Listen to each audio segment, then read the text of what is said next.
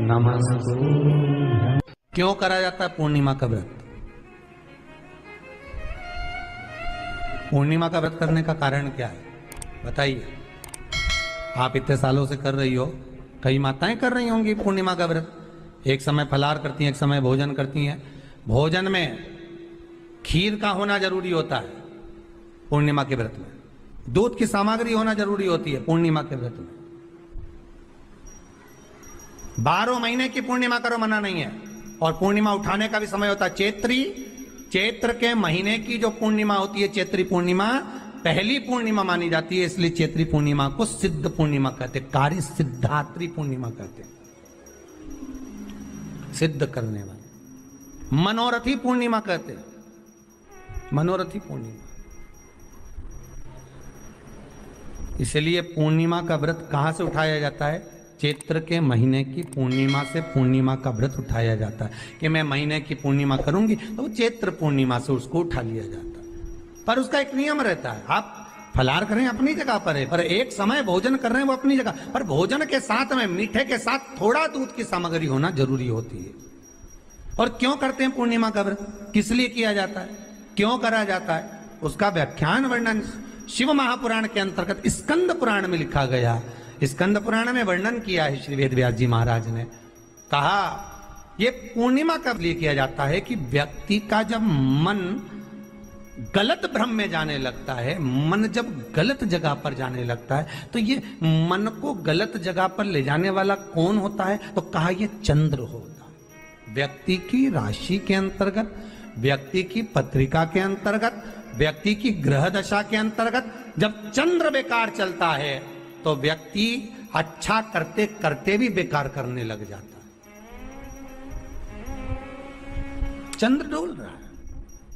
कई माताएं कहती हैं गुरुजी हमारे बेटे को आशीर्वाद दीजिए, बहुत गलत संगत में जा रहा है। मतलब समझ जाना कि चंद्र गड़बड़ जा रहा है।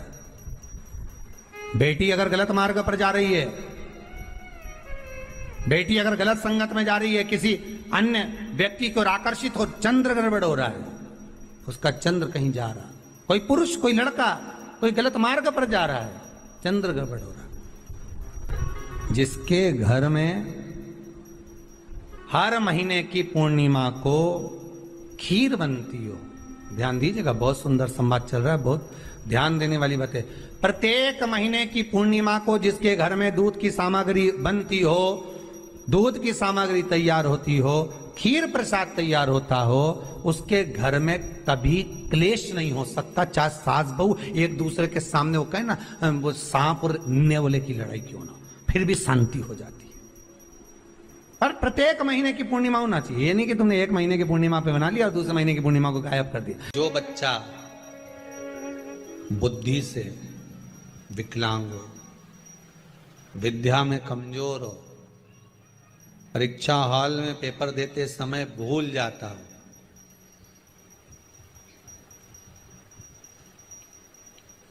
विवेक काम ना करता हो, तो निवेदन है किसी भी पूर्णिमा की रात्रि को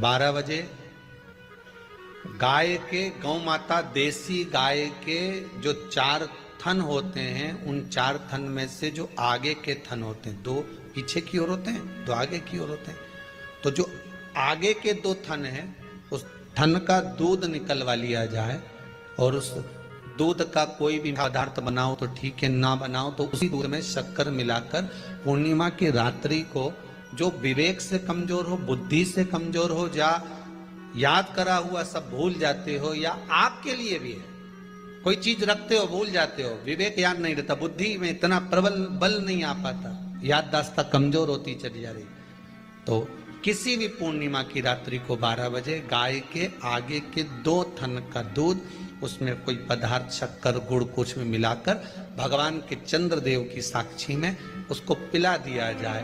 महाराज बार बार पिलाने की जरूरत ही नहीं पड़ेगी, एक ही बार में काम कर जाएगा और विवेक पूर्ण तरह से कार्य करने लगेगा। देसी गाय के आगे के 2 थन का दूध बड़ा प्रबल होता है।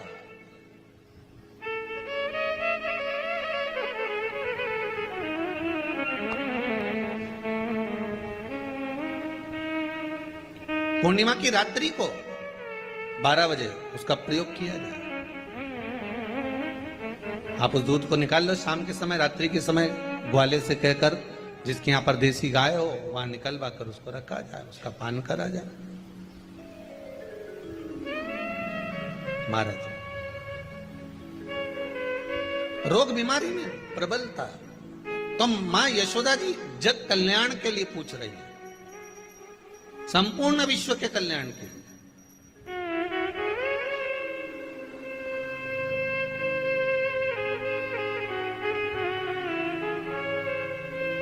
अरे कितना सुंदर संवाद है।